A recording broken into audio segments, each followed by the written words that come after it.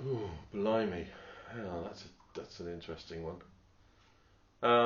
There have been roles which have been challenging because when I've actually come to the day of work, I've come to realise that maybe that spark of passion I was talking about earlier on isn't necessarily there as much as one might hope it would be.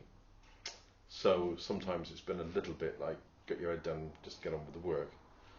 But as far as a role that was really challenging, I've had to play some pretty horrible characters over the years, and that's not something that necessarily comes very easy to me because I'm. It seems generally accepted as being quite a nice bloke in real life, and thank you, Henry, wiggling his hand.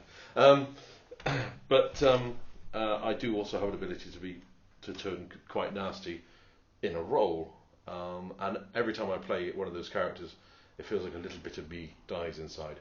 Um, and there was a role that I had to play on stage a few years ago in a brilliant play called The Watched, written by our friend Christopher William Hill, in which I played the sort of butler, head of the house in a Victorian house, and he was a character who initially appeared like quite a nice dad, quite a nice stepdad, sort of to this blind girl. But as the play progressed, you came to realise, and it was in the round, so the audience sat on four different sides, and all happened in the middle. And depending on where you sat, you got a slightly different performance. And there were subtle little things that we were doing as actors that would someone sat over there would see, but someone sat over here wouldn't see. And there were certain seats where if you sat in certain seats, you would see that my character wasn't quite the lovely man that he appeared to be. And by the end of the film, it was very clear to everyone in the audience that the character was actually deeply sinister and deeply unpleasant, and had been preparing this blind stepdaughter for an awful future.